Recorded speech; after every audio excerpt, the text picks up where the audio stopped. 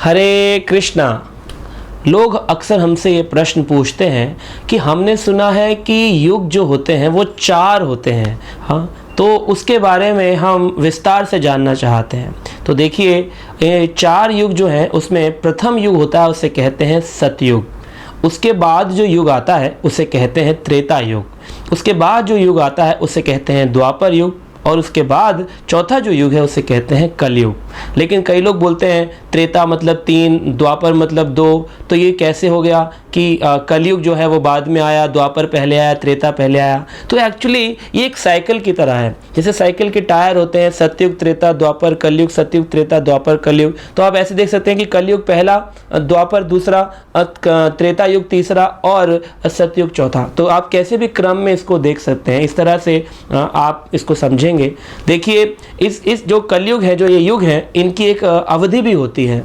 तो इसमें जो कलयुग है उसकी अवधि है 4,32,000 साल। और जो इसके बाद द्वापर युग आता है उसकी अवधि है 8,64,000 साल। उसके बाद जो त्रेता युग है उसकी अवधि है 12,96,000 साल।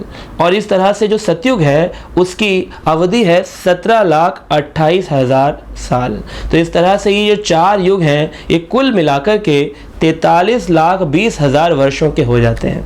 अब इन युगों में भेद क्या है? आप देखिए कि कलयुग में एक व्यक्ति की आयु जो होती है वो 100 वर्ष के लगभग होती है। हम बोलते हैं मैक्सिमम जो है वो 100 वर्ष है। अगर हम इसी के क्रम अनुसार जिस तरह से अवधि बढ़ रही है, अगर हम बढ़ें तो आप देखेंगे कि द्वापर युग में लोगों की आयु 1,000 वर्ष होती थी। और अगर हम उसके ऊपर चलें तो त्रेता युग में एक व्यक्ति की आयु 10,000 वर्ष होती थी। और उसके ऊपर चलें तो सतयुग में एक व्यक्ति की आयु और 10 गुना बढ़ा दें तो 1,00,000 वर्ष होती थी। तो इस तरह से आप देखेंगे कि द्वापर युग में 1,000 वर्ष के लोग होते थे। और इसके उदाहरण भी हैं, देख सकते हैं। जैसे भीष्म पितामह के बारे में वर्णन है कि वो तकरीबन 350 वर्ष के थे जब वो युद्ध भूमि में लड़ रहे थे।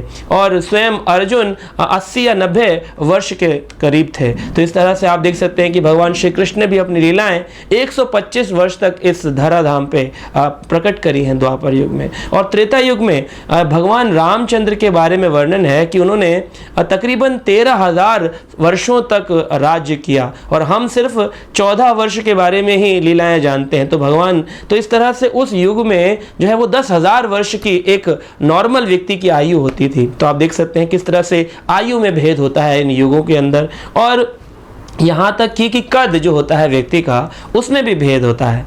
अगर देखें तो कलयुग के अंदर व्यक्ति की लगभग हाइट जो होती है, जो कद है, वो 5 या 6 फीट का व्यक्ति सामान्य माना जाता है। और अगर हम ऊपर चलें तो क्रम अनुसार द्वापर युग में 10 गुना बढ़ाने पर 50 या 60 फीट का व्यक्ति होता था। और अगर हम त्रेता युग में जाएं तो उसमें तकरीबन 500 या 600 फीट के व्यक्ति होंगे। और अगर उसके ऊपर चलें तो सतयुग में 5,000 या 6,000 फीट के लोगों का सामान्य कदम रहा होगा। तो इस तरह से शास्त्र वर्णन करते हैं। तो हमें उनके आधार पर इन चीज़ों को स्वीकार करना चाहिए।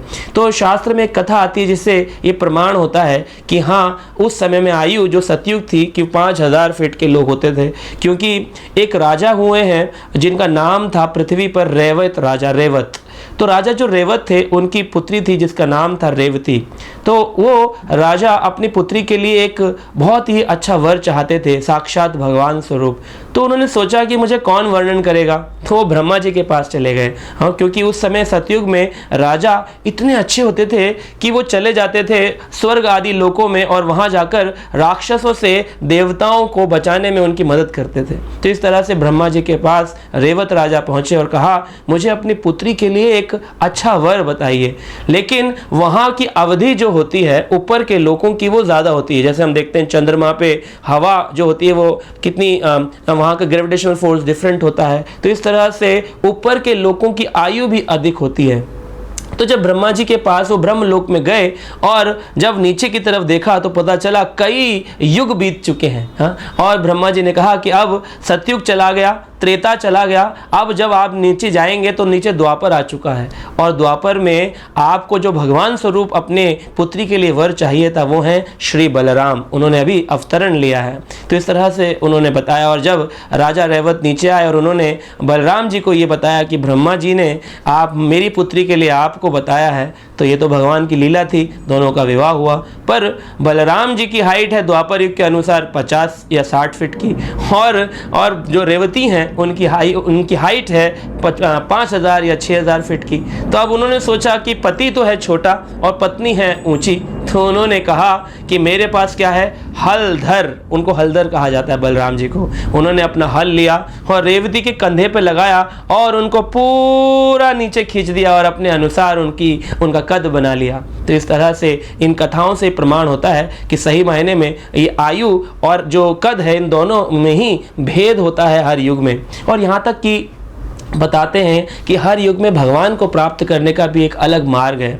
एक शास्त्र में एक श्लोक आता है जिसमें वर्णन है, कृतयत ध्यायतो विष्णु त्रेतायाम यज्ञते मखः द्वापरम परिचार्यम कलो तद हरि कीर्तनात्। सतयुग में, कृत युग मतलब सतयुग, कृतो यतो ध्यायतो विष्णु, सतयुग में भगवान को प्राप्त करने का मार्ग था भगवान का ध्यान करना, भगवान विष्णु का ध्यान करना।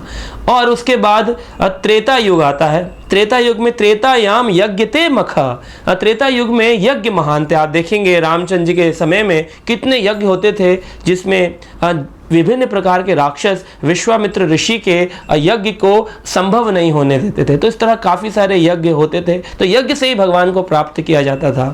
और द्वापर युग जब आया तो द्वापर युग के अंदर कौन सा रास्ता बताया गया, द्वापरम परिचार्यम, द्वापर में मूर्ति पूजा को प्रमाण दिया गया, प्रमाणिक माना गया। आप देखिए अनंत पद्मनाभ मंदिर या अनेक प्राचीन मंदिर हैं जो 5-6 हजार वर्ष पूर्व हैं। उन मंदिरों के खजानों में कई सारा सोना मिलता है। इसका मतलब कि उस समय के जो लोग थे वो भगवान को सोना, चांदी, गहने, आभूषण ये अर्पित करते थे। तो इस तरह से वो भगवान की सेवा करते थे। लेकिन कलयुग में भगवान को कैसे प्राप्त किया जाए? अरे भाई, सतयुग में ध्यान कर सकते थे, कलयुग में ध्यान नहीं कर सकते क्योंकि मन बड़ा चंचल है। त्रेता युग में भगवान के यज्ञ कर सकते थे, लेकिन अभी यज्ञ नहीं कर सकते क्योंकि यज्ञ करने के लिए ना तो हमारे पास अग्नि शुद्ध है, ना हमारे पास सामग्री शुद्ध है, ना घी शुद्ध है, ना ही ब्राह्मण शुद्ध है। हाँ, ब्राह्मण जो व्यक्ति है जिसको हम बुलाते हैं यज्ञ करने के लिए, उसको बोलिए कि मंत्र उच्चारण करिए।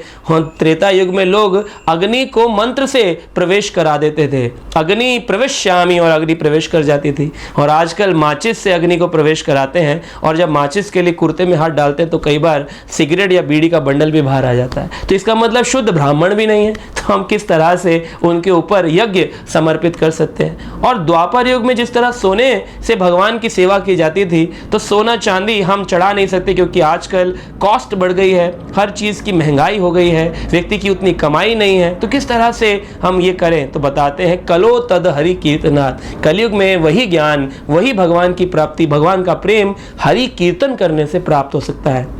तो आपको बस भगवान के नामों का जप करना है और बोलना होता है, हरे कृष्णा कृष्णा कृष्णा हरे हरे, हरे राम राम राम हरे हरे। सुंदर मंत्र, भगवान का महामंत्र, इसको जपना होता है। आप देखिए भगवान ने भी विभिन्न अवतार लेकर के इस बात का वर्णन किया। तो भगवान के हर युग में अवतार भी अलग होते हैं। हाँ, शास्त्रों में वर्णन है, श्रीमद् भागवतम के 11वें स्कंद के 5वें अध्याय में वर्णन है। कहते हैं कि सतयुग के अंदर भगवान आते हैं क्रतः शुक्ल चतुर्बाहु। सतयुग में भगवान चतुर्बाहु जो हैं वो सफेद रंग के अवतार में होते हैं, इसलिए भगवान का युगा अवतार है हंस अवतार। कई विभिन्न अवतारों का वर्णन है, जैसे पुरुष अवतार, अयुक्त अवतार, ये सफेद रंग के अवतार युग सतयुग में आते हैं भगवान के। फिर उसके बाद श्रीमद् भागवतम में ही इसी 11वें स्कंद में आगे वर्णन है। कहते हैं त्रेता युग में, त्रेतायाम रक्त वर्ण, भगवान लाल रंग के आते हैं, उसे युग अवतारी कहते हैं। तो उसमें भगवान का यज्ञ अवतार, आपने देखा अग्नि यज्ञ, इसीलिए यज्ञ की पूजा की जाती थी त्रेता युग में, क्योंकि यज्ञ ही भगवान थे। और जैसे जैसे युग परिवर्तन होता है तो भगवान के जयंत अवतार और अनेकों लाल रक्त वर्ण के अवतार हुए हैं। और फिर जब आता है द्वापर युग, तो बताते हैं द्वापर में वर्णन है भागवतम में, द्वापरे भगवान श्याम, कौन सा रंग बताया? श्याम। द्वापरे भगवान श्याम पीतवासा निज आयुध, अपने आयुध लेकर के भगवान प्रकट होते हैं। तो भगवान जब देवकी के पास प्रकट होते हैं स्वयं श्री कृष्ण, तो क्या लेके प्रकट होते हैं? शंख चक्र कमल गदा, अपने सारे के सारे आयुध लेकर के भगवान पीत वस्त्र, पीले रंग के वस्त्र पहनकर श्याम रंग के श्याम प्रकट होते हैं। तो आप देख सकते हैं इसके बारे में शास्त्र में वर्णन है। तो कलयुग में भगवान किस रूप में आते हैं? तो कलयुग के बारे में वर्णन है कि शुक्ल रक्त कृष्ण पीता क्रमचारी वर्णने, तो भगवान 4 रंग में आते हैं। पहला शुक्ल, दूसरा रक्त, तीसरा श्याम, चौथा पीत, पीले रंग के भगवान आएंगे। तो कौन से भगवान पीले रंग के आए? तो शास्त्र वर्णन करते हैं, कृष्ण वर्णम तुषा कृष्णम संगोपांगास्त्र पार्षदम यज्ञे संकीर्तनम प्राये यजन्ते ही सुमेधसा। कृष्ण वर्णम तुषा कृष्णम, तो द्वापर युग में भगवान कृष्ण आते हैं, लेकिन उनका रंग, उनकी कांति कैसी होती है? पीले रंग के होते हैं। पीत, पीले रंग के भगवान है। और वो कौन है? चैतन्य महाप्रभु, स्वयं भगवान जो मायापुर धाम में प्रकट होते हैं, नवदीप धाम में प्रकट होते हैं, उनका नाम है चैतन्य महाप्रभु, जिनको गौरांग भी कहा जाता है। और उनके साथ में नित्यानंद जो लक्ष्मण हैं, जो संकर्षण हैं, जो शेषनाग हैं, वो प्रकट होते हैं नित्यानंद बन करके। बलराम जो है वो नित्यानंद बन के प्रकट होते हैं। तो आप देखिए उनके साथ उनके पार्षद आते हैं, यही उनके अस्त्र शस्त्र हैं। और उसके बाद में कहते हैं यज्ञ संकीर्तन प्राय, और भगवान ने इस कलयुग में कौन से यज्ञ को आगे प्रचार किया? तो बताते हैं कि वो हरे कृष्ण महामंत्र यज्ञ, हरिनाम यज्ञ का ही प्रचार किया। और फिर बताते हैं यजन्ते ही सुमेधसा, जिनकी सुमेधा बुद्धि है, मेधा मतलब बुद्धि, जिनकी सुमेधा बुद्धि है, वो व्यक्ति आसानी से इस हरिनाम मंत्र को ग्रहण कर सकता है। अन्यथा बाकी जो लोग हैं जिनकी बुद्धिशाली जीव नहीं है, वो फिर विभिन्न प्रकार की बातें करता है, भगवान ऐसे, भगवान वैसे। तो इसमें कई लोग ये भी प्रश्न पूछते हैं कि भगवान जो राम है उनका रंग कौन सा है? तो भगवान राम युग अवतारी नहीं है, भगवान राम लीला अवतारी हैं। तो भगवान के 24 लीला अवतार होते हैं, और भगवान राम का रंग हरा रंग होता है, जिसका वर्णन इस श्लोक में नहीं हुआ है। तो हरित भगवान का रंग है, हरा रंग। तो इस तरह से भगवान के विभिन्न अवतार हैं। तो हम भगवान को इतनी आसानी से नहीं समझ सकते हैं, शास्त्रों की शरण ग्रहण करके हम इसको समझ पाएंगे। तो आशा करते हैं आपको इन 4 युगों के बारे में हमने विस्तृत वर्णन किया होगा और आप इससे संतुष्ट होंगे। हरे कृष्णा।